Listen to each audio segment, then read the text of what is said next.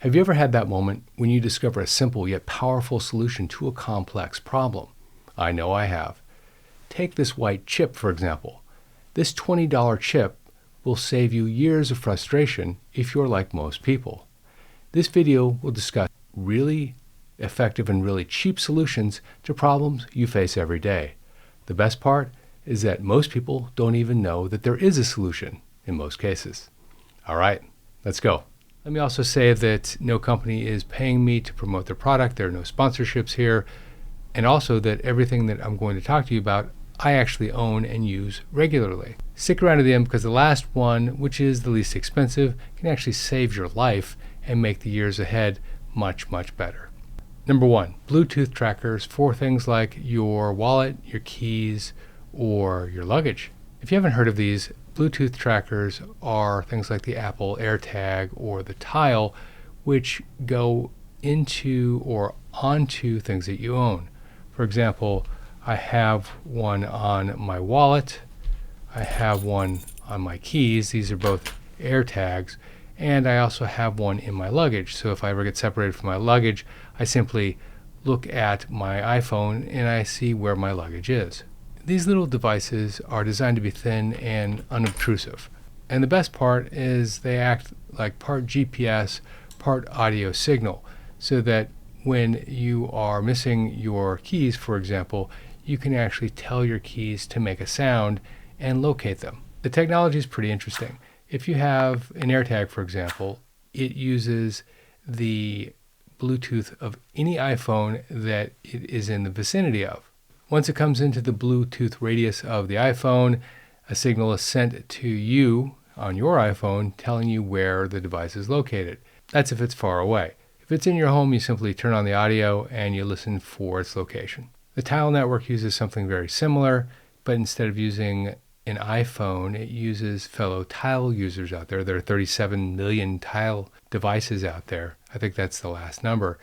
And if you have a Tile installed, for lack of a better word, on your keychain, then if there's another Tile user walking by, it'll tell you where that Tile is. Because it uses Bluetooth and piggybacks off of the location of the iPhone, it doesn't need the expensive GPS hardware. That's why you can buy these for about $20 each. I think the AirTag is $22 and the Tile is $19 if you buy a pack of 4. The next super cheap purchase that is very, very worth it is a physical alarm clock. Let me explain. Retirees as a group have a harder time sleeping than just about anybody else, and certainly a much harder time sleeping than teenagers, for example. So what does a physical alarm clock have to do with any of that? Well, it's not the physical alarm clock that helps you sleep. It's the act of not using your phone alarm clock that helps you sleep. Depending on which survey you read, the average baby boomer spends between 80 and 83% of their awake time in bed looking at their phone. Most of that is in the evening. The survey also says 72 to 75% of that same group will reach for the phone either in the morning or the middle of the night if they do wake up. By removing the need to have your phone close by because of the alarm, you're also removing the urge to grab your phone and start surfing. With all of that blue light and dopamine, no wonder people can't sleep at night when they have their phone near. Which brings me to my next point. While having a phone next to you at night is actually very bad for sleep because of the addictive behavior that comes with the phone and the blue light, having an eInk reader is quite good. According to the National Institute of Health, reading at night helps you sleep as long as you're not attaching what it is you're reading to other things like texts and games, etc. And while e-ink readers like the Kindle do have a bit of blue light, it's nothing like what you would get from your phone. This is because you can read them using only ambient light like your lamp, and it does have a backlight, but you can turn it up or down, and the best part is the light is a warm, soothing light. I personally own the Kindle Paperwhite, which is $139. It's the most expensive item in this list of things that we're going to talk about today. Kindle also has a $99 version, but the backlight isn't as crisp, and frankly, it's not waterproof, and I don't want a water bottle in my backpack to ruin my Kindle because I have something like 1,000 books on here now. Next up is the AAA Club membership, which runs about $50. This year, I had the opportunity to go head-to-head with AAA roadside assistance and Tesla roadside assistance. This happened within a 2-week period, and let me tell you, AAA was awesome. Tesla, I'll let the story speak for itself. Many of you have watched the review on my Tesla Model Y. I bought that car at the end of the summer last year, and frankly, it's an awesome car. I was driving my car, and I felt this sudden, loud bang and jarring on my left front tire. It had hit basically a pothole the size of my left front tire, and I pulled over to the side. I walked ahead to a gas station, which I knew was about a quarter of a mile away. On my way back, I contacted the Tesla roadside assistance on my iPhone app, and Tesla roadside assistance said that they couldn't get a tow truck out to me today, but they could get one to me tomorrow, unless I was willing to pay $595 for a tow. Then they could put me on the priority list. 3 hours and 2 attempts later, the flatbed arrived, and they towed my car to Tesla, where it had a replacement tire put on, and I picked it up the next day. Now, 2 weeks later, I was driving a 15-year-old SUV with 250,000 miles on it, and that car started to overheat. So I pulled it over to the side, and I called AAA, old school, by using the phone. I spoke to a real person. She asked if I was safe. I said yes. She was very nice, and she said that they would have somebody out within 1 hour. And 45 minutes later, a flatbed truck arrived and towed that vehicle to a service station.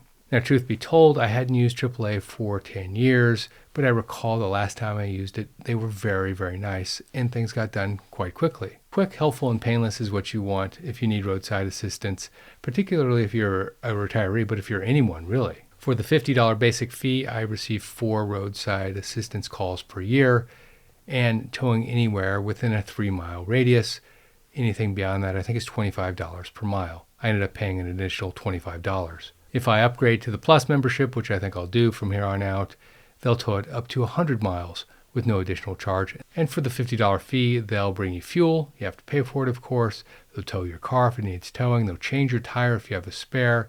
And if you get locked out, they'll give you $50 towards a lockout fee with a lockout service. If you have the Advanced membership or the Plus membership, it's $100 towards the lockout fee. Next is the America the Beautiful annual pass. This will allow you into any one of over 2,000 parks across the United States for free. You can get into national parks, national forests, and national grasslands with this pass. These are places like the Grand Canyon, Joshua Tree, Yosemite National Park, Glacier National Park, Hawaiian Volcanoes National Park, and 2,000 other locations. Next is the smart voice assistant, like Alexa. Alexa, what time is it? It's 7:51 p.m. There are several different versions out there with Alexa and Google Home, the most common with Alexa My Clear Preference, obviously. These are great. They have smart home integration. You can ask them questions. You can ask them for directions. You can ask them travel time with traffic. You can ask them so many things. You just start asking questions, whatever's on your mind, and they probably will have an answer. If you want to buy the adjacent smart home gear, you can buy that as well. It all works seamlessly by voice command. These are things like cameras if you want to monitor your home in different places. You can have smart light switches. You can even have smart plugs, which will do different things, like turn on your coffee maker, for example, in the morning. They can also play music and a lot more. And Alexa will also tell you when a package has arrived from Amazon.com. Next is something called the Vansky automated bedlight. This is really cool. Let me explain. This is a light that goes under your bed, so when it lights up, it is indirect. It lights up automatically when it senses movement, usually feet stepping on the ground, and helps you light the way in a warm glow. But because it is indirect light, it won't wake the other person up if you have other people in the room as well. It's also easier on the eyes, easier to get back to sleep than an overhead light. You can set the timer to go from anywhere from 30 seconds to 6 minutes, depending on how you want to use your light. Next is TSA Precheck, which is $78 for 5 years. If you fly, TSA Precheck is a godsend. This is because of the unwritten rules of travel that only people who fly regularly actually know. And the unwritten rule is that getting to your final destination isn't just about getting on a plane and traveling there, but it's getting through the airport as painlessly as possible. Just a bit of a background, people who don't travel regularly, and the statistics say that 50 to 60% of Americans don't travel regularly, don't arrange their airport experience to be painless or nearly painless. First, they don't check in early, which can be done 24 hours in advance on an app. This ensures that you don't get bumped if they've oversold the flight. FYI, for those that check in last, particularly if you don't have airline status, there's a good chance you're going to get bumped if they've oversold the flight. It also means that they stand in the line to check in once they get to the airport. Second, they pack a big bag, even if they could put everything in a carry-on bag. Checking your bag increases your odds of getting separated from your luggage, and just anecdotally, if you're going to do that, make sure you have one of those Bluetooth tracking devices in the bag. Checking your bag also adds 15 minutes at least to the check-in process, and maybe more like 30, and 15 to 30 minutes at least on the other end. I've heard of it taking an hour if there's a baggage strike at the airport. Finally, even if they get the first two right, they go through normal security at the airport, and that is a time killer and a horrible experience on crowded days. You're getting yelled at by TSA staff about laptops, water bottles, weapons, sharp objects, and aerosol. By the time you do eventually get to screening, you need to take off your coat, your shoes, your belt. You need to take out your laptop. The water bottle that you left in the bag needs to get thrown in the garbage. And if you put anything in your bag that you wanted to bring with you that you shouldn't have, like that treasured bottle of wine, for example, you either need to go back and check it or you need to throw it out right then and there. Let's face it, newbie flyers don't actually know that they can't bring a tub of shampoo in their carry-on and get really upset when they have to throw out that tub of shampoo. But TSA Precheck is different, and in my experience, much better than having an elite status on an airline or paying for a service like Clear, which is also quite good, but in my opinion, not quite as good, and I'll explain why in a second. TSA Precheck generally offers a separate security line, much like Clear. But the passengers who have spent the $78 and gone through the application process are generally pretty savvy travelers. They know the airport process is much better, otherwise they wouldn't have signed up for TSA Precheck because they know who is going through TSA Precheck. They sail through airport screening, they don't have tubs of shampoo in their luggage, they don't have water bottles, they don't have pocket knives in their pocket. And since they've had a background check and they've been pre-screened, they can leave their laptop in their backpack, they can leave their shoes on and a light coat on. They don't need to take off their belt. They often go through an ordinary metal detector rather than having to assume the position with their hands in the air while they get bombarded with x-rays in the special screening machine.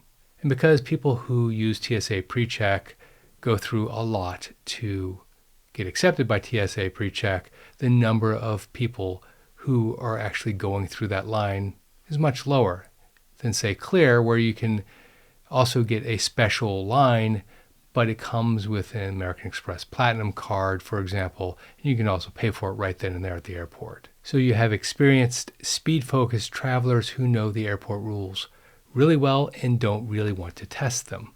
And the TSA staff is much different too. They know that this group knows how to travel, so there's no yelling. They're not instructing you to do very basic tasks. They assume that you know what to do. They're there and courteous if you ask a question, but generally speaking, it's been my experience that they don't really yell at you about things like making sure you don't have a water bottle in your backpack because they know that you shouldn't do that. And just to give airport security staff some cover fire, they need to be that way because, believe it or not, if you are a frequent traveler, you assume that everybody else knows what you know, but because 50 to 60% of the people in this country rarely travel, they might not actually know that they shouldn't have a water bottle in their backpack, for example. So how much time savings are we talking about? Well, on a really busy day at JFK Airport, when I'm taking an international flight And that's usually on a Monday morning, for example. That's very busy. I can get through security in about 10 minutes. But most of the time, it's 2 or 3 minutes, maybe 4 if it's a really busy day at the domestic airport. But the real savings is the stress savings, which is priceless. Next is an AARP membership, which runs $12 a year. Now, truth be told, AARP generates a lot of very positive and very less than positive reactions in folks, because it's both an organization to provide mainly large discounts for its community, but it's also an activist organization. It puts itself out there as the voice of the retirement community, and if you're going to be the voice of the retirement community, you're going to have people who like what you say, and you're going to have people who don't like what you say within the same community.